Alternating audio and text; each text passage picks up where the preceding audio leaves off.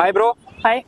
So ఇప్పుడు జగన్ ధర్నా ఎందుకు చేస్తున్నారు బ్రో? అసలు జగన్ ధర్నా ఎందుకు చేస్తున్నారు అని అంటే ప్రజల్లో గుర్తుండాలండి. ఎందుకంటే ఈ 11 సీట్లు వచ్చిన తర్వాత చాలా వరకు కొంచెం మైలేజ్ తగ్గింది. అయితే అసలు మెయిన్ టాపిక్ ఏంటంటే ప్రజల్లో గుర్తించడానికని కాదు, అసలు మేజర్ గా జగన్మోహన్ రెడ్డి అసలు ఎందుకు టార్గెట్ చేస్తున్నాడంటే మదనపల్లి సబ్ రిజిస్టర్ ఆఫీస్ ని తగలబెట్టేసేది వైఎస్ఆర్సీపీ కార్యకర్తలు. అంటే గతంలో జరిగిన కొన్ని భూ ఆక్రమణలు ఏవైతే దానికి సంబంధించిన ఫైల్స్ ఉన్నాయో అవి బయటకు రాకూడదని చెప్పి ఆదివారం నైట్ దాన్ని తగలబెట్టడం అయితే జరిగింది. అయితే తగలబెట్టేశారు కదా, దానికి సంబంధించిన న్యూస్ సోమవారం పొద్దున్న అసెంబ్లీ సెషన్స్ లోకి ఆ టాపిక్ పెట్టి ఈ టాపిక్ తో దాన్ని అవాయిడ్ చేశారు. అర్థమైందా? యాక్చువల్లీ ఏంటంటే అది మెయిన్ ఇష్యూ. ఆ సబ్ రిజిస్టర్ ఆఫీస్ తగలబెట్టడానికి మెయిన్ కారణం పెద్దిరెడ్డి రామచంద్రారెడ్డి. అర్థమైందండి? అంటే దాదాపుగా మనకి వార్తల్లో వచ్చిన సమాచారం ప్రకారం ఏంటంటే 982 ఎకరాల భూమి కబ్జా చేసినట్టు, దాని మీద మా రిజిస్ట్రేషన్ మార్చుకునేటట్టు అయితే తేలింది. దాన్ని డైవర్ట్ చేయడానికి ధర్నా చేస్తున్నారు. అర్థమైందండి? యాక్చువల్లీ మెయిన్ టాపిక్ ఏంటంటే ఇక్కడ ఏదో జరిగిపోతుందని, అదంతా ఉత్తుతేనంటే అంత జరిగింది ఏం లేదు. గత 5 ఏళ్లతో పోల్చుకుంటే ఇక్కడ 1 month అంత ఏం లేదు. అసలు 1 month పరిపాలన ఎక్కడ చేశారు? ముందు ఏవో 3 స్కీమ్లు అనేవి అప్లై చేశారు అంతే. 3-4 స్కీమ్స్ అనేవి అప్లై చేశారు తప్పితే వాళ్ళకి ముందు పరిపాలన లేదు కదా. సంతకాలు పెట్టి వాళ్ళ పదవులు వాళ్ళ ఛాంబర్లలో దిగడానికే వాళ్ళకి 15 days 20 days పట్టేసింది. ఇంకా అక్కడ పరిపాలన ఎక్కడ జరిగింది? ఏదో చేసేసారు అన్నానికి అదైతే కరెక్ట్ కాదు.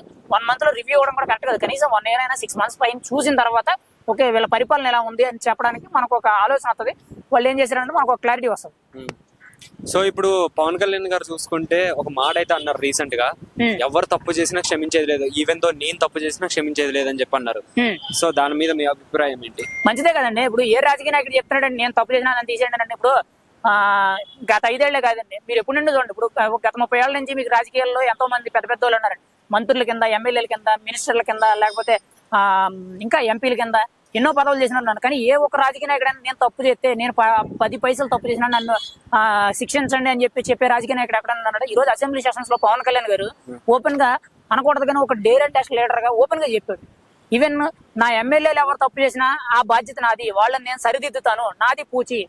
ఒకవేళ వాళ్ళని నేను సరిదిద్దలేని సిచ్యువేషన్ వచ్చిన నేను వాళ్ళని అంటే ఏంటంటే వాళ్ళు తప్పు చేసిన దాన్ని మనం సరిదిద్దలేకపోతే ఖచ్చితంగా వాళ్ళు వదిలేస్తాను, అంటే పార్టీ నిండా వాళ్ళు బైకౌట్ చేస్తాను అనేటట్టు ఓపెన్ గా చెప్తున్నాడు. ఈయన కూడా నేను తప్పు చేశాను అని అంటే ఈవెన్ నన్ను కూడా క్షమించొద్దు, నేను ఏ హోదాలో ఉన్నా కానీ, ఈవెన్ ఈ రోజు నేను డిప్యూటీ సీఎం కింద ఉన్నా కూడా తప్పేమీ లేదు, శిక్షించండి అని చెప్పి ఓపెన్ గా చెప్తున్నాడు. మరి అంత నిజాయితీగా చేయడం అని అంటే అంత ఈజీ కాదండి. ఎందుకంటే అంత నీతి నిజాయితీగా రాజకీయం చేయడం, అంత ఓపెన్ గా మాట్లాడడం అంటే చిన్న విషయం కాదు. అది ఖచ్చితంగా ఈ రోజు పవన్ కళ్యాణ్ అలాంటి మాట్లాడారంటే ఖచ్చితంగా అలాంటి విషయాలు కొంతమంది ఇన్స్పైర్ చేసుకోవాలి. ఈ రోజు చంద్రబాబు నాయుడు గారు కూడా ఆ మాటలు విన్న తర్వాత ఆయన కూడా మాట అన్నారు. ఈ రోజు నేను ఇలా బతికున్నానంటే కారణం అసలు పార్టీ మళ్ళీ ఎంత పూర్వ వైభవం ఉందంటే మళ్ళీ మేము అందరం అసెంబ్లీలో అడుగు పెట్టామంటే తమ్ముడు పవన్ కళ్యాణ్ కారణం అని చెప్పి ఆయన ఓపెన్ గా ఒప్పుకున్నారు. అంటే ఆయన చేసిన సాక్రిఫైస్, అంటే జైల్లోకి వెళ్ళి ఆయన పొత్తు పెట్టుకున్నారు కదా, దాని గురించి ఆయన పొత్తు పెట్టుకోవడం బట్టి ఇంతవరకు జరిగింది అనేటట్టు ఆయన ఓపెన్ గా చెప్తున్నాడు. ఖచ్చితంగా అది ఆయన పొత్తు పెట్టుకోవడం వల్లే ఈరోజు రాష్ట్ర రాజకీయాలు అనేవి 164 స్థానాల్లో కూటమి అనేది ప్రపంచం జరిగిందండి. ఖచ్చితంగా లేకపోతే జగన్ ఇంత దారుణంగా ఓడిపోవడానికి అవకాశం లేదు. అసలు ఇప్పుడు చాలా మంది మంత్రులు కూడా ఇప్పుడు ఢిల్లీ వెళ్తున్నారు కదా, ఎందుకు అసలు ఈ ధర్నాలు ఏంటి, అసలు ఏంటి గోళ? ధర్నాలు ఏమి లేదండి, అదే అన్నా కదా, మదనపల్లి ఆ సబ్ రిజిస్టర్ ఆఫీసు ఈ మెయిన్ అసైన్డ్ భూములు ఏవైతే ఉన్నాయో దాన్ని టాపిక్ డైవర్ట్ చేయడానికే ఈ ధర్నాన్ని మొదలు పెట్టారు. కానీ ధర్నాలు అంత ఏం లేదండి. ధర్నాలు అసలు పాయింట్ ఏం మాట్లాడుతున్నారండి? తన కార్యకర్తను ఒకటి చంపేశారు అన్నారు. మరి గతంలో ఎంతమందిని చంపేశారు? చిన్నపిల్లల్ని చంపేశారు, అక్కనే ఏదో ఇబ్బంది పెట్టారని చెప్పి వాళ్ళ తమ్ముడు గురించి పెట్రోల్ పోస్తే చంపేశారు, ఒక దళిత డాక్టర్ని చంపేశారు, మాస్కులు అడిగాడని చెప్పి డాక్టర్ని చంపేశారు, దళిత డ్రైవర్ని ఏమో చంపేసి ఎమ్మెల్సీ డోర్ డెలివరీ చేయించాడు. అలా బోల్డ్ మంది ఇవన్నీ పైకి వచ్చినాయండి. పైకి రాని ఎంతమంది ఉన్నారు?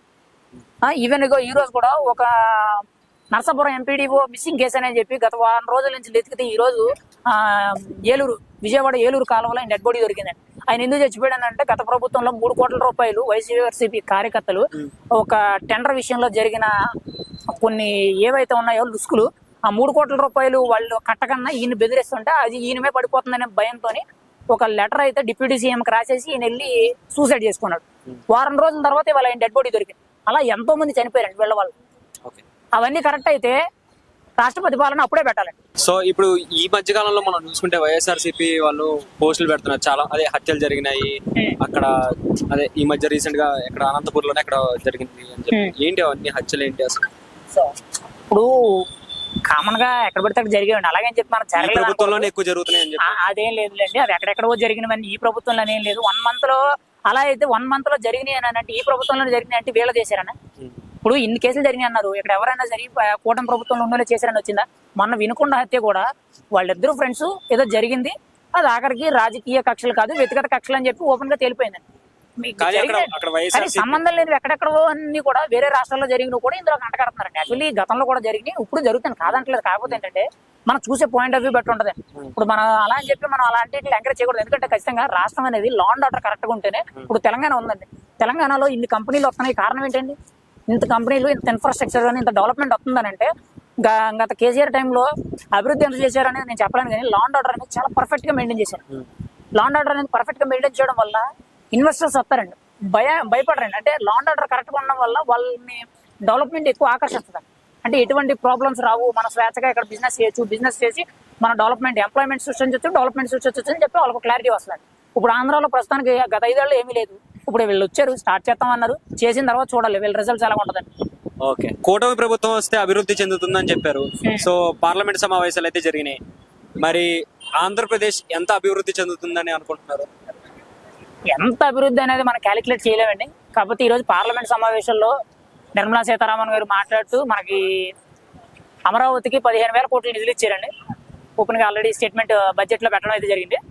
అయితే 15,000 కోట్లేమో అమరావతికి అండ్ పోలవరానికి పూర్తి ఖర్చు అది పూర్తిగా కంప్లీట్ అయ్యే వరకు వాళ్ళ బాధ్యత అన్నట్టు చెప్పారండి. అది కాకుండా వైజాగ్ స్టీల్ ప్లాంట్ ప్రైవేటీకరణ అని చెప్పలేదు, కానీ వైజాగ్ కారిడార్ చెన్నై 2 కలుపుకొని ఈ ఏదైతే ఉందో అంటే పరిశ్రమల కింద దాన్ని ఇండస్ట్రియల్ కారిడార్స్ కింద డెవలప్ చేస్తామని చెప్పి అయితే హామీలు ఇచ్చారు. ఖచ్చితంగా 15,000 కోట్ల ప్యాకేజ్ అయితే అమరావతి డెవలప్మెంట్ అంటే కొత్త క్యాపిటల్ పూర్తిగా బిల్డ్ చేయడానికి కేంద్రం నుంచి వచ్చే నిధుల్లో 15,000 కోట్లు అయితే ప్రస్తుతానికి ప్రకటించారు. ఇంకా ముందు ఇంకా ఎక్కువ వచ్చినా ఖచ్చితంగా డెవలప్మెంట్ అయితే జరుగుతుంది. డెవలప్మెంట్ జరగడం అంటూ లేదు. గత ప్రభుత్వంలో చూసుకుంటే అవి కూడా రాలేదు, కొంతవరకు వచ్చినా అవన్నీ సైడ్ అయిపోయినట్టు. కొన్ని గ్రామీణ అభివృద్ధి పనులు కానీ, పంచాయతీరాజ్ నిధులు కానీ, లేకపోతే నీటిపారుదల శాఖ సంబంధించిన నిధులు కానీ, ఇలాంటివన్నీ కూడా కొన్ని దారి మళ్ళీ దాని గురించి కూడా వాళ్ళ పవన్ కళ్యాణ్ అసెంబ్లీలో మాట్లాడుతున్నారు. కొన్ని దాదాపు 3,000 కోట్ల పైచీలకు ఆ అమౌంట్ అనేది దాదాపు 5 సార్లు డిలే పేమెంట్ అయ్యిందంట. దానివల్ల 11 కోట్లు అనేది ఫైన్ కట్టారంట సెంట్రల్ గవర్నమెంట్.